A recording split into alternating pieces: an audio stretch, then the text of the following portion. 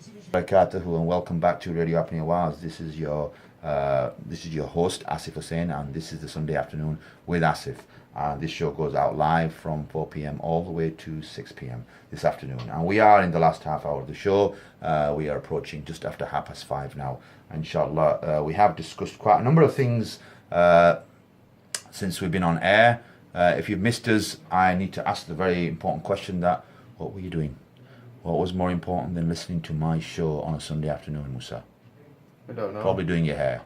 Or maybe sort of like, rearranging your sock drawer. How's that? That's probably more important than kind of like listening to me. Okay, that's fine. I can't question that. I can't even sort of like, compare to that. I appreciate that.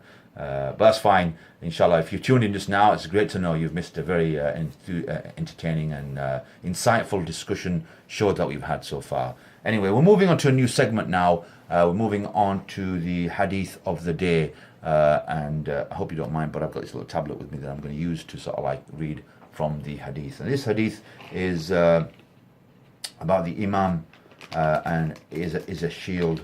So I'm going to start off by reading the Hadith first before we look into the commentary. So the Hadith goes that only the Imam is a shield behind whom you fight and you protect yourself with. So if he orders by taqwa and is just, then he has reward for that. And if he orders by other than that, then it is against himself. And this hadith has been narrated by Muslim. And if we look at the commentary now, the commentary will give us some information and background around the whole hadith here. And the commentary goes on to say, the first commentary was by Imam Nawawi, very famous Imam, explained that the shield as being a covering for those behind him, since the Imam is the cover which prevents the enemy from harming the Muslims. This is by leading the army, protecting the borders, and organizing the jihad. Imam Ibn Hajar mentions that the Imam is also like a shield in that he prevents the Muslims from harming each other. And this would be by resolving the disputes through his order, appointing the judges, and implementing the Sharia. The word, and please don't fault me on this, but I'm trying to work it out. The word in I think it is from the linguistic style of restriction. So the hadith negates that anyone other than the Imam can be the shield for the Muslims. So nobody else but the Imam can be a shield, can be a protection, can be a cover.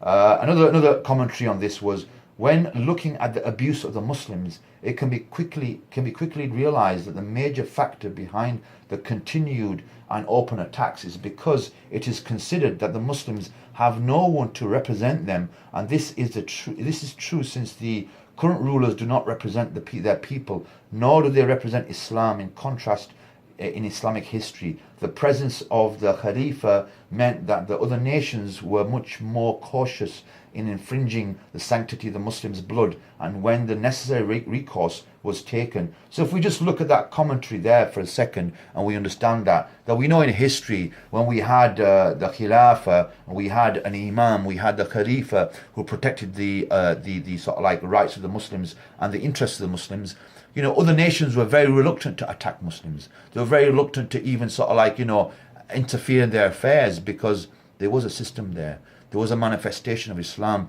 that protected and prevented anything from coming in, but also conducted the affairs of people living under that state. And that state wasn't only for Muslims. You had non-Muslims there. You had Jews, you had Christians, you had many different ethnicities that existed under that state. And the role of the Khalifa was to, of course, govern the affairs and to address the needs of that society. So the last piece of commentary here goes on to say that when the Imam is not perfect and may do righteous acts for which he is rewarded, and he may also act otherwise, and that will be against him and with his account. So the Imam is not protected from sin and is not free from blame and accounting, meaning that the Imam is there to be accounted for. He will make mistakes, and as a society, as a collective body of a ummah, we address and account this individual, that if he does wrong according to Islam, we address them. But if he is acting according to Islam and his actions and ruling are based upon Islam, then we obey him and follow him. Okay, so that was the hadith that we had for the day, inshallah. So that covers that segment of the show. The hadith of the day was now complete. So inshallah we'll move on